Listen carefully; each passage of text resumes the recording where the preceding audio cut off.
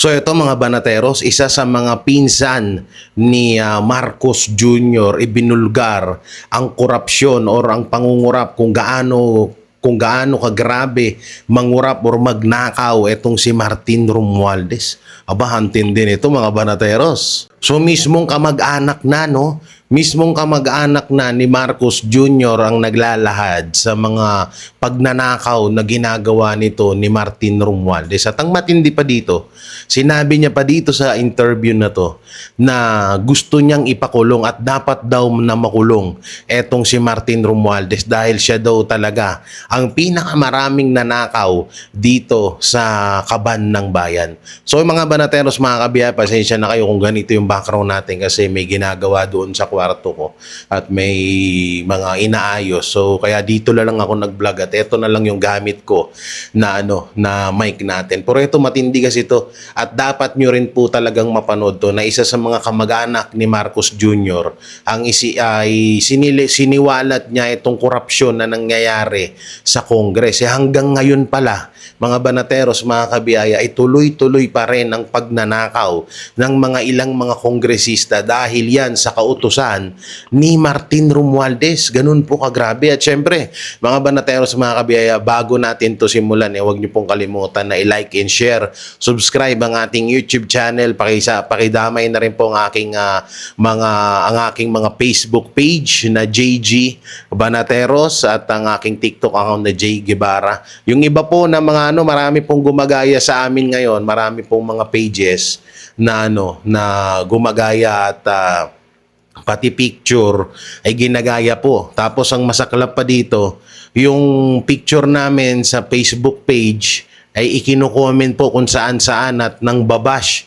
Hindi po kami yun, hindi po ako yun, mga banateros. Hindi po ako mahilig magpapasok sa mga live, or hindi po ako mahilig magko-comment ng kung ano-ano sa iba't ibang mga pages, lalong-lalo na sa Facebook. Ganyan po yung ginagawa nila ngayon sa amin na panggagago para lang may magalit sa Banateros Brothers. At hindi lang yan sa Banateros Brothers, mga banateros, ay hindi lang, mali. Hindi lang sa akin, kundi sa lahat ng Banateros Brothers ay nangyayari. Talagang sobrang ginagawa nila, ginagaya nila yung mga picture, yung mga pangalan, tapos ikino-comment nila kung saan-saan para magalit kung sino man yung may-ari ng Facebook na yun. Kaya mga Banateros, mga kabiyaya, wag nyo pong papaniwalaan yan. Hindi po namin ugali yun. Ang tindi nito mga banateros, kasi yung mismong kamag-anak na nila, yung mga nagsasabi na etong si Martin Romualdez ay sobra talaga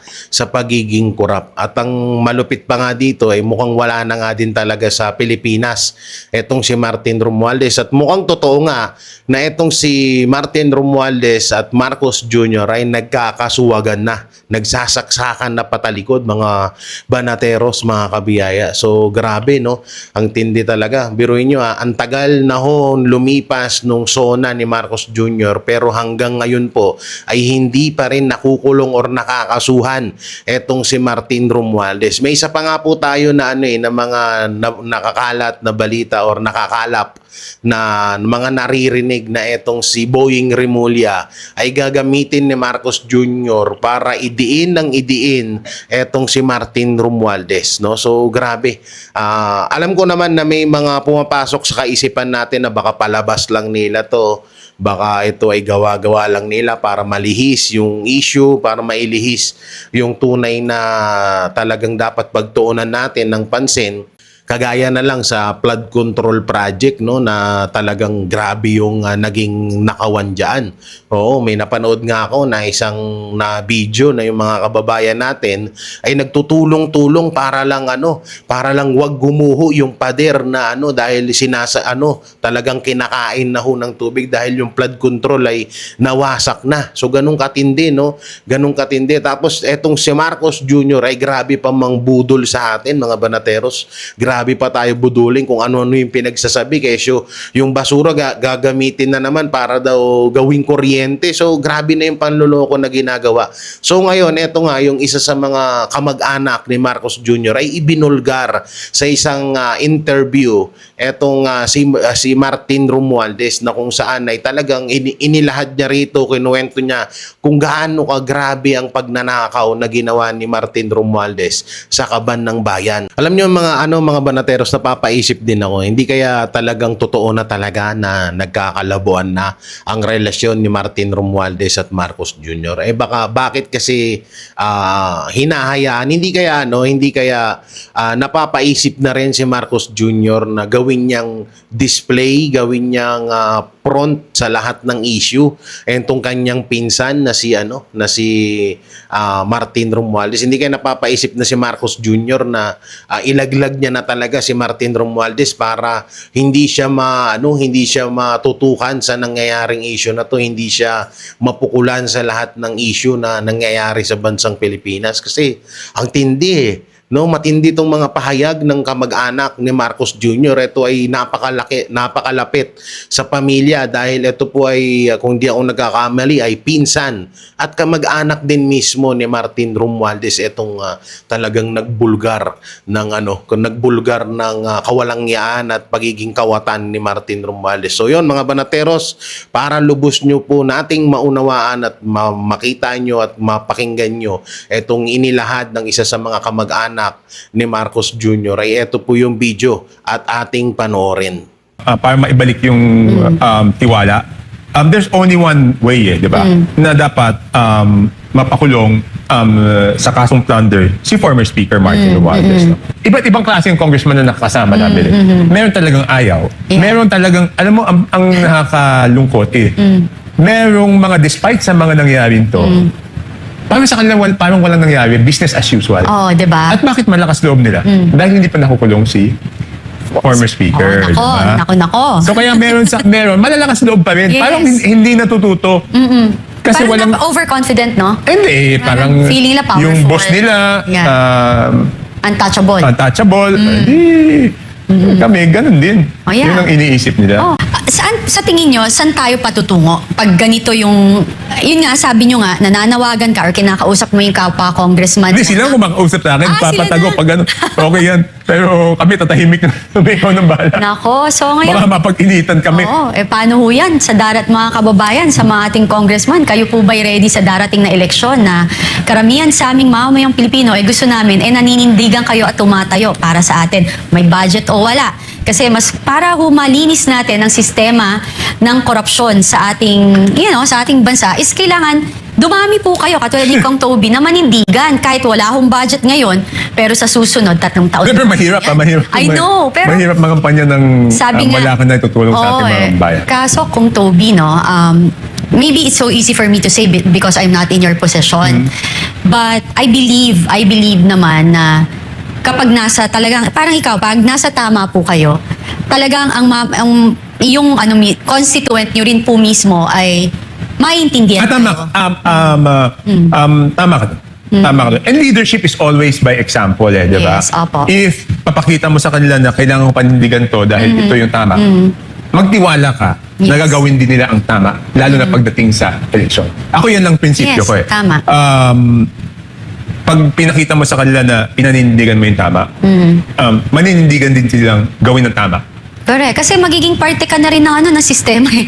Pag ganun, hindi na magbabago talaga kung walang mag-uumpisa. Kahit parang, alam niyo, Kong Toby, yung ginagawa niyo, kahit sabihin mo 1, 2, 3 kayo, malaking bagay yan eh. Kasi yung mga pero katulad nakakapagod oo, kahit naman kami, diba? Nakakapagod. Pero sabi nga nila, we need to start somewhere. And as long as we're guided by the Lord and ginagawa natin yung tama, eventually, masusubaybayan or susundan ka ng mga tao. Yes. And naninindigan ka kasi.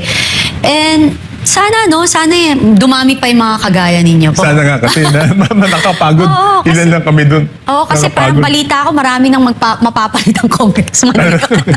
So, ngayon, Kong Toby, paano ho natin, aside, di ba sabi nyo nga, kailangan transparency, accountability. Ano po ba yung idea nyo pa na pwedeng gawin para maibalik ang pagtitiwala ng publiko sa Wala. sistema? Dito, for this administration, no? Kailangan kung para maibalik yung tiwala, there's only one way, di ba? Na dapat mapakulong sa kasong plunder si former Speaker Martin Romualdez. No? Kahit gaano karami ikulong na DPWH, maliliit na na sabi engineer, nga nila. Yes. na mga contractor, walang, aminin man natin o hindi, ang sentimento ng tao is Iba. hindi hindi babalik yung tiwala kung hindi mapapakulong si former Speaker Yes, totoo Martin naman. Romualdez. Kasi hindi naman magagawa itong pinakamalaking korupsyon sa kasaysayan ng Pilipinas nang walang makapangyarihan tao na nasa likod. Totoo. Hindi kayang gawin to ng basta't DPWH lang. Hindi ka kaya gagawin to ng contractor. Or DPM. Sila nasa dulo na eh. Saan ba nagsimula yung korupsyon? Execution lang sila eh. Oo. They execute. Ibig sabihin, Yeah. kung hindi linagyan ng budget yung proyektong Yes. yon, wala silang makokorrupt. Sino ang naglagay ng budget doon sa proyektong yon? Exactly. Si Saldico, di ba? Hindi naman magagawa ni Saldico yon nang Walang hindi approval. alam ni former Speaker Martin Romualdez, di ba? So itong mga kinukulong natin, sila yung nasa dulo Inutusan na eh. lang. Hindi, nasa dulo na eh. Oo. Kaya sila may nakuhang kontrata dahil linagyan ng pondo. Yes, allocated. Oo. Kung wala kang inallocate na proyekto para doon, wala namang kukurapin itong mga ito. Diba? Yes. So dapat ang mananagot ay yung pinagsimulan. Yung Tama. step 1. Exactly. Diba? Kung walang step 1, walang step 4 and 5. Yun lang naman ang sa akin. Ako nga hindi ko maintindihan, ang dami ng lumabas na tao na nagsalita about it, na talagang parte si former Speaker Martin Romualdez dito sa nangyayaring, sa nangyayaring nakawan sa Kabanang Bayan. Ang tagal bago nakasuhan. Ngayon nag-file sila, I think yesterday Hindi, ata. nag-file File ng lang.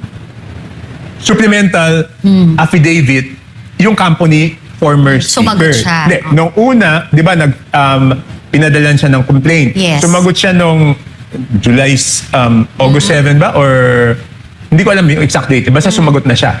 Okay. And then, ngayon, nag-file siya ng supplemental affidavit. Supposedly, ina-attach yung kay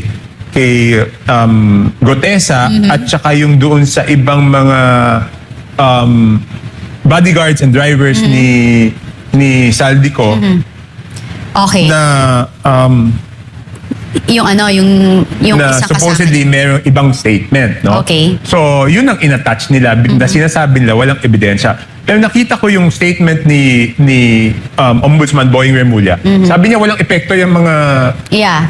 walang epekto yung mga yan doon sa lakas ng kaso na hawak ng tanggapan ng Ombudsman. Okay. Kasi yesterday, may nakita ako, if it's right, na yung date niya is, what do you call this? 20? 20? Did you see it ba? Yung Ano yan? Special Panel of Investigator. Oh, yan yung ano niya. Yan yung supplemental pero hindi ko pa nakita yan. Supplemental versus complainant versus, yan. Oo. Tapos July 20 yan. Okay. So, anong masasabi niyo dun sa paglabas ni Gotesa? Kasi sobrang sobrang timing lahat. Yung kanina nga napag-uusapan natin na paano mo naman bigla mong babanatan yung mga tao na nakakulong na hindi Paano sasagot yung nakakulong, Yes. di ba? Oo. Hindi nga pwede di ba nakita ko si Mike Defensor minsan Oo. papasok siya sa Sandigan, hindi nga siya pwede magsalita. Yes, Kasi correct. siyempre dali mag-akusa naman doon sa hindi Oo, correct. sagot, no? But kanina nga you showed me and I recall na matagal na sinabi na ni Gotesa. ni Mike Defensor Oh, yes. Oo.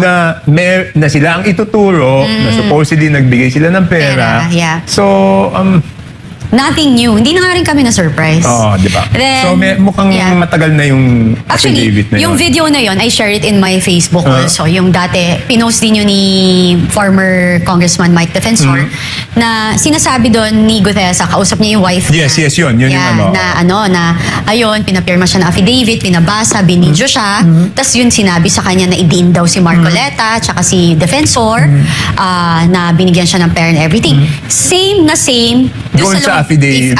niya, pati yung video niya. So, ako lang naman, ang feeling ko, may nag-post din na isa sa Marine retired men in uniform na kasamahan niya na sinabi na yung video na nyo, I even share that post also, is November 2025 pa yan ginawa. Maawa naman kayo dun sa tao. Hindi, tsaka yung nakita ko yung post ni Attorney Baligon Yes. na pinakita niya na doon sa isang delivery kasama si Gutesa. Correct. So hindi na, sa akin simple lang to eh.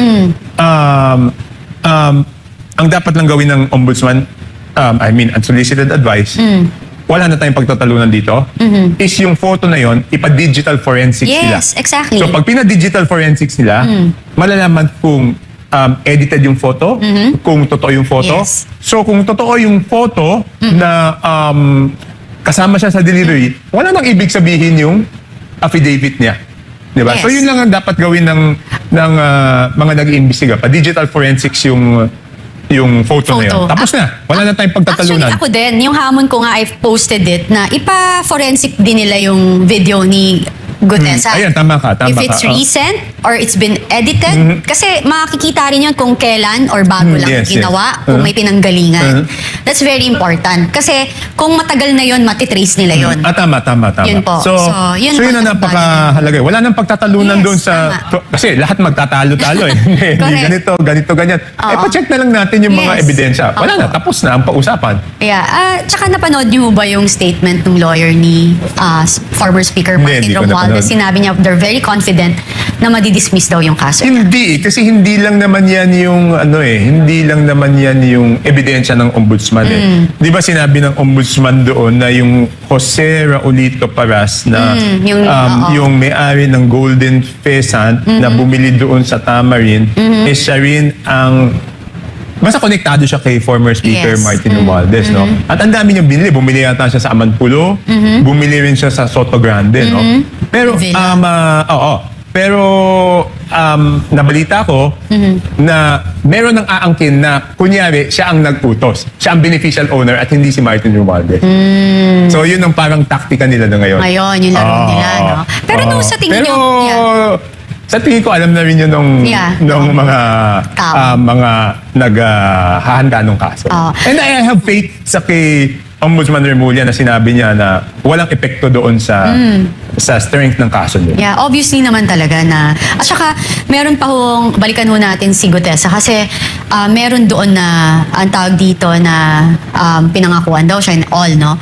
Pero natatandaan ko kasi, even if you check the past video of the hearing of Blue Ribbon, nag-offer pa po si Senator Marcoleta ng protection. Siya mismo nagsabi na ayaw niya, hindi niya kailangan ng protection. Kasi kaya naman daw niya yung sarili niya. Sabi pa nga ni Senator Marcoleta is, yan, ang tapang mo. Or something like that, Yes. di ba? So ngayon, hindi niya in-expect na mangyayari to sa kanya. You know, there's only one thing kasi kapag talagang pamilya mo, ako tinitingnan. Kaya nga, sa mga nanonood, siguro tataka kayo, I don't even really post against Sergeant Gutesa, no? Marami rin ho ako naging kaibigang mga Marines, nakatrabaho ko sila nung pandemic and everything, kahit to ang armed forces, no? So I really have faith with them. Pero minsan, kapag naiipit ka, nagigipit ka, at lalo na ang pamilya mo na maapektuhan, ibang usapan yun eh. So, mahirap po yun. Ano, naiintindihan naman natin I have yun. faith na Naiintindihan eventually. ko nga yun eh. Kaya nga ang sinasabi ko, para hindi na pagtalunan, Yeah. daan na lang sa digital Yes, tama, forensics, tama, diba? oo. Para tapos na yung usapan. Yeah. Wala na tayong pagtatalunan. Correct. So, ngayon, anong ine-expect ninyo? Talaga hubang makakasuhan sa tingin nyo? Kasi... Yun ang sabi ni Ombudsman Oo, eh. yun. So, Kaya nga, tayo rin hintay natin. Ano mo kayang dahilan? Bakit tumagal? Hindi, okay. Para lang idea, parang- Medyo magaling din yung pagkagawa eh. So, syempre, Okay. sinisigurado lang ng Solid. prosecutors na...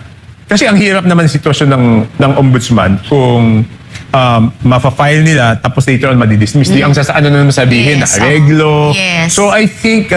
I have confidence na sinisigurado nila na lahat ng pwedeng maging depensa ay inaral nila. takpan nila. Yes. Alam mo, meron namang paraan dyan para talagang malaman natin kung ano si Martin. Yung mga congressman magsalita na sila. Ay, yun ang problema. Ayaw nga magsalita eh. But at least, paano alam mo, Cathy, iba't ibang klase yung congressman na nakasama namin. Meron talagang ayaw. Yeah. Meron talagang, alam mo, ang nakakalungkot eh, merong mga, despite sa mga nangyaring to, parang sa kanila parang walang nangyari, business as usual. Oo, di ba? At bakit malakas loob nila? Dahil hindi pa nakukulong si former speaker. Nako, diba? nako. So kaya meron malalakas loob pa rin. Yes. Parang hindi natututo. Kasi parang walang... overconfident, no? Hindi, parang feeling nila powerful. yung boss nila, Yeah. untouchable, Mm. kami, ganun din. Oh, yeah. Yun ang iniisip nila. Oh, actually, Ombudsman Boying, ayan, no, untouchable daw. Di ba? Hindi, pero pag Really nasimulan yan, untouchable, pag yeah. nasimulan yan, Yes. tuloy-tuloy na yan. Yeah. Tsaka yung ano niya, yung statement niya na ni former speaker na I will not go down alone. Baka yung mga congressman, oy, baka kayo yun. Di ba? Idadamay kayo. So it's better for you to speak up kaysa unahan. Mamaya, ituro Baliktarin kayo. pa kayo. Oo. Di ba? Yun yung iniisip ko eh. Yung sabi, I will never go down alone. Baka magkaroon pa siya ng fall guy eh. Yung ang dami niyang ituro na sila yung gumawa. You know, if Hindi, it's sa good tingin at ko, it, yung speech na yun is yung sa takot. Diba, that was the time na nahuli si Saldi ko sa Yes. Prague, di ba? Sa tingin ko, natakot siya dahil pauwi na si Saldi. akala niya pauwi. Hindi, kasi pag pauwi na si Saldi, Yeah, oo. direktang masasabi ni Yes. Saldi, di ba? Yung sa kaso naman ni Saldi, iniintay natin kung ano maging resulta ng Yeah. desisyon ng France doon sa in-apply niyang political asylum. At saka hindi lang, nagtataka rin lang din naman ako sa, sorry I just need to mention this. Yes. Bakit yung abogado po ni Saldi ko, hindi siya pagawa ng Ng affidavit. affidavit na Tapos pwede naman yung pa-apostyle. Oo, diba? doon sa ibang bansa, di ba? Exactly. So, yun yung akin. Bakit hindi nila gawin yon? Or baka naman ayaw lumabas si Saldi talaga kung nasan siya. Hindi, nakikita siya ng mga ibang Pilipino sa Paris eh. Alam ko nga rin Oo. di ba? So, sabi ko, pwede So- yan eh. Kasi if you hire somebody as a lawyer, pag kumuha ka ng lawyer, I think protected the ka na problem, I mean, I have to guess, no? I have to guess. Yeah, there's nothing I wrong. think the reason bakit ayaw, kasi madedetermine kung nasaan siya talaga. Pwede naman mag-apostyle siya dito, tapos lumipat siya. Hindi ko alam eh. Hindi ko talaga Yeah. maintindihan o baka... Hindi ko alam. Oo Hindi nga ko alam eh, bakit diba? niya Yun yung ginagawa ano yun. eh. Diba? Ang hirap din nung ng sitwasyon na to. Kasi to talaga eh, the massive, talaga yung scam na to talagang pinag-aralan. Hindi, ang masama dito is dinesign yung proseso. Di ba dapat ang proseso sa kahit anong bagay, kahit sa kumpanya, Yeah. gawin mo para hindi mapagnakawan o Yes. hindi prone to corruption. Ang ginawa natin dito baligtad. Dinesign nila yung sistema para mapagnakawan at magatasan sa corruption. Yes, correct. So hindi siya hindi siya tawag dito, hindi siya pa isa-isang corruption eh. Kung hindi Massive. hinolsale, Yes. hinolsale yung corruption, Oo. dinisenyo yung Oo. sistema para madaling gawa ng corruption. Correct. I remember, Kong Toby, kayo ho ba kukunin din na witness ng ombudsman? Kasi I remember na Wala one time, ako, nasa kanila yun eh. Sila naman nagsabi na inimbitahan nila ako 2 beses. Yeah. At pumunta naman ako. Apo. So, whatever they need naman Yeah. in the same manner doon sa ICI, di ba? Nung may ICI, ako pa unang-una nag-volunteer. Yes, exactly. Even in Senate. Yes, ikaw lang yung pumunta doon na congressman. Hindi, nung sa Senate naman, I waived the parliamentary courtesy. Kasi courtesy lang naman yun, hindi Yes, naman batas yun eh. exactly. Di ba? So, nung tinanong ako, willing ka ba? Wala naman akong tinatago. Bakit naman ako hindi And pupunta? Kasi the reason why I asked you this question, kasi I remember nakapagkwento ka na you were there nung nasita sila ni President Bongbong Marcos about sa Pero ang mas Ferrari and all. importante doon is, siyempre, i-deny to ni former Speaker Martin Romualdez, no? But nung nagkakagulo na yan, kinausap niya ako. Sabi niya sa akin, noon, okay pa kami. Tapos sa tawag niya sa akin, primo, di ba? So, sabi niya, ano ba't nung nangyayari? Sabi ko, kasi sobra naman si Saldi. Sabi ko, ang tagal na natin parehong congressman dito. Oh, yes. Hindi naman binibenta yung proyekto. Di ba? Yeah, ito binibenta. Tapos kwento ko sa kanya na, sabi ko, sa Navotas, may isang proyekto na ayoko na mag-intay ng 2025. So gusto ko na matapos ng 2024. So nagre-request ako sa kanya ng 200 million na extra for Navotas. To finish it. To finish it. Kasi kung hindi malalagay sa 2024, mapupunta pa siya 2025. So mag-iintay na naman na isang Oo, taon bago matapos yung... nakatenga. Hindi, tsaka di ba yung mga natin, syempre ibang mga constituents, ang tagal naman ito, bakit hindi matapos-tapos? Correct, Syempre, kung correct. walang pondo. Tama. So, yun ang gusto ko matapos. And At then, hindi mo naman hinihingi yung for yourself, for the project. So, talaga. may kinausap ako na kala ko hindi matatanggihan ni Saldi. So, sabi ko, pakikausap naman si Saldi, dagdag lang na 200. So, bumalik naman yung pinag-usapan ko. Sabi, okay na kay Saldi. Kaya lang, hindi na 20% sa'yo, 10% na lang kasi presyong kamag-anak. Oh my God. So, yun ang sinabi ko kay Martin. Oo. Sabi ko, kasi naman speaker, isipin mo, ako, Yeah. hiningan ng 10%. Eh, ano pa kaya yung ibang tao? Yeah. Ang sagot ni former speaker sa akin noon, instead na patawag niya si Saldi, Oo. oy Saldi, ba't mo ginagawa to? Tama. Ang sagot niya sa akin doon is, Primo, dapat dumiretso ka na lang sa akin. So, ibig sabihin, kung dumiretso ko sa kanya, baka wala. Oo. Ang point ko naman doon, ang sagot ko sa kanya, Speaker, hindi ko naman kinikwento to sa'yo para humingi ng exemption. Tinatanong mo ako, bakit nagkaganito? Sinasabi ko sa'yo. Correct. Kaya sabi ko, hindi natuloy yun because baka pag ako, kung may 10% para kay Saldi, ako magsasabi doon sa district engineer na may 10% yan. Oo. Di akong pagdududahan. So sabi ko, Exactly. hindi natuloy. Oo. Ang point ko lang doon is, siguro sa kanya, nagmagandang loob siya na, Yeah. ayan, pagbibigyan kita, walang ano. Pero sa akin, bilang speaker, dapat Discipline, pinagalitan mo si yeah. Sal. Kung totoong wala kang kinikita alam, or alam. dapat sinabi mo kay Saldi, tigilan mo lahat yan o pinagalitan mo si Saldi, di ba? Basically, wala tayo dito ngayon sa problemang ito kung napigilan. Yeah, To begin yan with. lang. Tingnan mo. Tapos nung speaker siya, di ba? Yung travel clearance ni Saldi, hindi niya kinancel. Di ba? Nung Correct, correct. pagpasok ni Speaker D, tsaka kinancel. So, anong ibig sabihin nun? Correct. Talagang ang tawag ito, may protection na hindi mo maintindihan. Tsaka isipin mo si Saldi, ilan na yung 18 yung dito sa kabila. Yes. 20 yung nag-ano. Doon pa lang 38. Saan ka nakita ng congressman na 38 bodyguard? Diba? Ibig sabihin kung walang malakas na backer yun. Oo. Ay, maliit na bagay, grabe pero doon mo naman yun. makikita. Oo. Bakit ganun kadami? Hindi. Ibig sabihin, Oo. Kati, kung walang malakas na backer yung Saldi ko, Oo. makakakuha siya ng 38 Bodyguard. Correct. Yung parang isang ano ba yun? Oo, Isang diba? police station yata Oo, yung sa diba? probinsya. Ginawa Kaya niyong nga bodyguard. Tapos, may mga, na lang naman, naririnig tayo na basta lahat meron siya eh. Kailangan lahat ng project meron siya. Hindi, yun ang problema di ba? Hindi lang DPWH naman yan eh. That is what I would have wanted to hear from the president, no? Yeah. Na nung sa SONA, sabihin niya na lahat ng departamento labas niyo na yung ebidensya Yes. laban kay Martin, Oh, di ba? Kasi hindi lang naman DPWH yung pinakaialaman nila Yes, sa hindi na Saldi lang daw. Hindi Oo. lang daw talaga. Diba? So, ano sa tingin mo na bakit hindi yun nabanggit?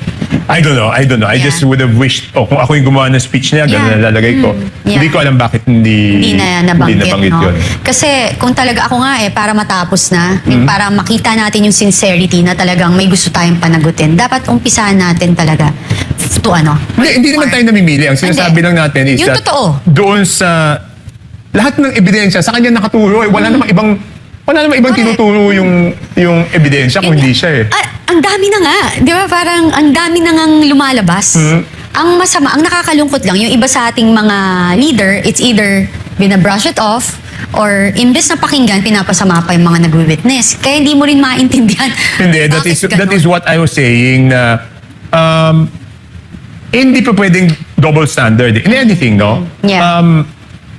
Doon sa kalaban sa politika, hindi lang ombudsman nagtatrabaho. Yung ibang mga departamento ng executive branch, nagtatrabaho.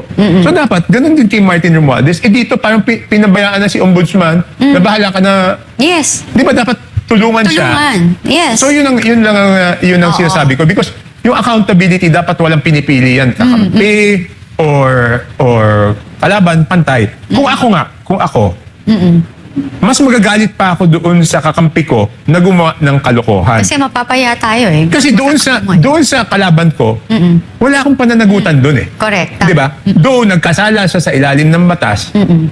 Hindi ako damay, ang reputasyon ko hindi damay doon sa ginawa ng kalaban ko sa politika. Pero doon sa ginawa ng kakampi mo sa politika, damay ang reputasyon mo eh. Aminin natin hindi True, siya oo. nakasira doon sa Yes. sa trust rating ni Yes. BBM, di Si ba? Ate Claire, aside from Okay. Ibang usapan naman yun. Ibang usapan naman yun, di ba? Iba naman yun. Pero ito nakasira eh, Oo, di ba? totoo naman. So, di ba, dapat, mas galit ka pa nga doon dahil sinira yung tiwala. Dahil kung ang isang tao na malapit sa'yo, hindi ka dapat pinapahamak. pinapahamak. Exactly. Kamag-anak mo pa. Okay nga. Oh, di ba? Kamag-anak mo, lalo hindi ka pinapahamak. Kung ang kamag-anak mo o isang malapit sa'yo ay pinahamak ka, parang kang trinidor nun eh. Exactly. Hindi parang talaga. Oh, trinidor ka nun. Di ba? So, di ba dapat mas galit na galit ka nga dito sa kamag-anak mo. kamag-anak mo, di ba? Yes. Because he took advantage Of the situation. Of the relationship, di ba? Relationship, the trust. yung kalaban mo, gumawa siya ng kalokohan, sarili niya, hindi ka nadadamay doon sa kalokohan niya eh. So para sa akin, ganun ang pamantayan ko pagdating sa, Yeah, at saka sa kahit especially- anong bagay eh. At saka especially if you're the president of our country, dapat talaga walang kamag-anak, walang kaibig-kaibigan. Kasi yung loyalty mo talaga para sa bayan at sambayan ng Pilipino. Priority mo sila. Hindi, Kasi tama yun eh. Yun yung ano mo Yes. eh. Yun yung Pero kung may mandato eh. gumawa ng kalokohan at pati ikaw ay nadamay, eh dapat talaga panagutin mo tong... Yes, at agad-agad. Di ba? diba? Huwag nang patagalin. Di ba? Yan, you're right. Di ba? Tinraidor ka na eh. Kaya ako nung mayor ako, may mga batas tayo, di ba? Yes, opo. Pero I expected my department heads to have higher moral standards than what is legal. Ito ang legal, pero since department head kayo, dapat ang standards nyo mas mataas kaysa doon sa kung ano ang legal. Tama. Lalo na kung pumasok lalo na yung department head na pumasok nung ako ay mayor, mas mataas pa ulit dahil ako ang approve na maging department head kayo. Kasi kung hindi, pag kayong gumawa ng kalokohan, pati ako pag-iisipan Damay. Oo. ng tao na tinotolerate ko at the very least yung kalokohan na pinagagagawa niyo.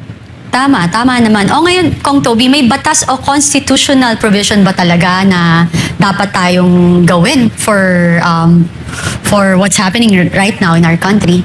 Alin yung sa corruption? Opo. Yung maganda sana yung blockchain. Kaya lang parang nahinto eh. Hindi ko Oo alam nga bakit eh. eh. Yeah. Actually sa house, ang pinasana namin yung blockchain. Ang problema, matagal nang natutulog doon sa Committee on Appropriations. So pinatulog nila. Yun ang problema. Iniwasan. So dapat hindi hindi gano'n, no? Dapat ayun nga inaasahan mo kasi ng Yun ang problema doon. It's part of the LEDAC priority bills. Again. Okay. Tapos pinatulog doon sa... Bakit kaya? may mga tao na ayaw nilang Ayaw matuloy na. yung blockchain technology. Nako tigilan nyo yan. Sa akin kasi, alam mo, if they do not agree with the technology, wag naman patulugin. Idaan sa committee hearing. Let Yes. people, yung mga tutol doon sa technology, Sabihin nila. pagsalitain nila, pagdebatehan. Yes. Di ba instead yung hindi mo lang schedule for a committee hearing, hindi naman tama yun, di ba? Kung may duda kayo, idaan natin sa talakayan, idaan natin sa debate. Yun ang naman ang tamang proseso eh. Tama. Kayo po, Kong Toby, kung meron kayong mensahe na gustong iparating sa ating presidente, ano ho yun? Naku, hindi naman makikinig sa akin. No. Kunwari man lang. Wag na lang, hindi naman Kunwari makikinig. lang, sige na. Wag na, hindi na makikinig sa akin yun eh. Tsaka alam naman niya how I feel about all these things. Everything, No? I yeah. think, alam niya how I feel about all these things. Kilala naman niya ako for a long time. Alam naman niya na, alam niya that I've been like this ever since I Way became back. a Yes, politician, di ba? yes. So, alam naman niya yun eh. So, wala na akong dapat pa... Sa kasamahan niyo po sa Kongreso, anong mga mensahe ninyo? Sa mga kasamahan ko sa Kongreso, syempre naiintindihan ko. No, but dapat lang sana ma-realize yun nila na kung mas marami kaming tatayo, Opo. may ayos natin yung sistema eh. Tama. And once may ayos natin yung sistema, it's going to be good for everyone that wants good eh. True. Di ba? Pag inayos natin yung sistema, magiging mabuti siya para sa karamihan na may gusto ng kabutihan. Siyempre, yung nakikinabang doon sa hindi ayos, ayaw nila yon, di ba? Tama. Pero mas marami namang congressman ang gusto ng tama eh, di ba? Correct. Kung lahat lang, isipin lang natin, lahat ng gusto ng tama, magsama-sama. Yes. Di ba itatama natin yung At sistema, di ba? sasamahan kayo ng mamamayang Pilipino, lalo na sa mga nangyayari right now. Mensahe Yes, and the problem is and the problem is talagang yung tiwala eh. Kaya tignan mo, lahat ng nangyayari is nasisisi because walang tiwala. Kasi pag walang tiwala ang mga kababayan natin, ang hirap mag-govern ng ganun eh. Kasi lahat Yeah. ng gagawin, Gawin mo. Yes. kahit assuming maganda na yung intention mo, may pagdududa. Oo. At kami naman, public officials, hindi namin kayang gawin mag-isa yung mga gusto namin. It's all, kailangan ng suporta ng mga kababayan. At para Agree. suportahan ka, kailangan Yes. magbalik yung tiwala nila. Mensahe niyo ho sa mamamayang Pilipino. Hindi, okay. Ako ang mensahe ko sa ating mga kababayan, of course, tulungan lang kami na you have to demand accountability from all public officials, di ba? Wala naman tayong pinipiling, it's not about politics, it's not about political color. Yung accountability naming mga public officials, dapat lahat ng public officials ay accountable sa ating mga kababayan. Tama. Mga kababayan, at saka dyan sa Kongreso, sa mga fellow congressman ni Congressman Toby Tiangco, sana ho, manindigan na kayo. Tumayo na ho kayo, samahan niyo siya. At para naman po ay magkaroon ng pagbabago dyan sa kalakaran sa loob ng Kongreso at mas gumaan at muling magtiwala ang sambayan ng Pilipino sa inyo. Kong Toby, thank Yes, you thank so you. much Thank you for very much. everything, Thank for you. the knowledge, and for letting our fellow Filipinos na matutunan kung paano tumatakbo ang budget. Hindi, because that is the way unang-una dapat matutunan nila yung proseso para pag naging transparent, Yes. they can hold people accountable doon sa dapat na tamang sistema. So ayan po mga banateros, napakinggan nyo naman po yung pahayag ni Congressman Toby Tiangco. Kaso may kulang dito mga banateros. Dito ako takang-taka kay Congressman Toby Tiangco na hindi niya talaga minimension ang pangalan ni Marcos Jr. Sa tutusin, maganda naman yung inilalahad niya, mapatungkol kay Martin Romualdez. Kaso may kulang. Maraming mga nagsasabi, mga banateros, na hindi magagawa ni Martin Romualdez yung pagnanakaw na ginagawa niya sa Congress kung walang basbas ni Marcos Jr. At di ba isa sa mga pahayag yan ni Saldico na hindi makakagalaw si Martin Romualdez pati siya kung walang basbas ni Marcos Jr. At diba nagagalit. Bawal daw baliin ang kautusan ng hari. So sino yung hari na yun? Walang iba kundi si Marcos Jr. Kaya dito takang-taka ako dito sa mga pahayag ni Toby Tiangco na bakit hindi niya ma-mention etong si Marcos Jr. sa nangyayaring nakawan sa pondo ng taong bayan. Hindi kaya talagang ito ay diversional lang or pang-brainwash na naman or talagang may hidwaan lang na matindi etong si Martin Romualdez at Congressman Toby Tiangco. Kasi na-interview na rin namin yan sa Vox Populi at doon nga binara ko nga yan si Toby Tiangco. Sinabi ko nga na nung nag-usap ba si Marcos Jr. at Martin Romualdez at mismong nandun ka na sinasabi mo pinapagalitan ni Marcos Jr. si Martin Romualdez na kesyo sabi ni Marcos Jr. hindi pa ba sapat ang mga mansyon at kinikita ni Martin Romualdez or pera na talagang nasa kanya na, bakit pa kailangan magnakaw, 'di ba? Doon sa interview sa Vox Populi, binara ko siya, sabi ko, hindi po ba para kang pinagmumukhang tanga ng tatlo or parang ginagawa kanilang tanga doon sa usapan nyo doon sa nangyaring pag-uusap yung tatlo nila Martin Romualdez at Marcos Jr. Hindi kaya na ipalabas lamang nila para ipamukha sa'yo na walang kinakampihan si Marcos Jr. Sinabi ko mismo yan sa harap niya kay Congressman Toby Tiangco. Kaya dito, nagtataka ako dito kay Congressman Toby Tiangco na hanggang ngayon na hindi niya na-mention ang pangalan ni Marcos Jr. mapatungkol sa nakawan sa gobyerno. Ang sinagot niya nga lang sa amin noon nung in-interview namin yan, sinabi niya na mabait daw si Marcos Jr. Mabait naman daw sa kanya. Sobrang takan-taka na rin ako dyan So siguro baka etong si Toby Tiangco ay sobrang lapit lang talaga kay Marcos Jr. Kaya hindi niya ito minimension or baka natatakot siya na baka pati siya yariin din ni Marcos Jr. Kaya kahit kailan hindi niya minention ang pangalan ni Marcos Jr. na involved dito sa nangyayaring nakawan sa gobyerno. So ganyan talagang yan lang ang kulang dito kay Toby Tiangco. Okay sana to si Toby Tiangco kung pati si Marcos Jr. ay kasi kahit nga tayong ordinaryong Pilipino, 'di ba? Alam natin na isa sa mga mastermind si Marcos Jr. sa nangyayaring pagnanakaw sa Kaban ng Bayan. Tapos siya na congressman, hindi niya alam. So talagang napaka-posible. So yung mga banateros, mga kabiyaya, ano pong may kukomento nyo dito sa interview ni Atty. Rowena Guanzon at ni Ma'am Cathy Binag dito kay Congressman Toby Tiangco at dito ay idiniin niya nga si Martin Romualdez at sinabi niya pa nga na dapat daw makulong si Martin Romualdez. So ano pong may kukomento nyo, comment nyo lang po dyan sa baba. At syempre, don't forget to like, like, share, comment, and subscribe sa ating YouTube channel. Paipindot na lang din po yung bell button para lagi kayong updated sa ating mga video araw-araw. So maraming salamat. Ingat po kayo palagi. God bless and peace and bye-bye. Yan ang Banateros, walang inuurungan. Pag tama palakpakan, pag mali ay babanatan. Yan ang Banateros, boses ng ordinaryo Pilipino. Banateros ay walang makakaawan, walang inuurungan. Banateros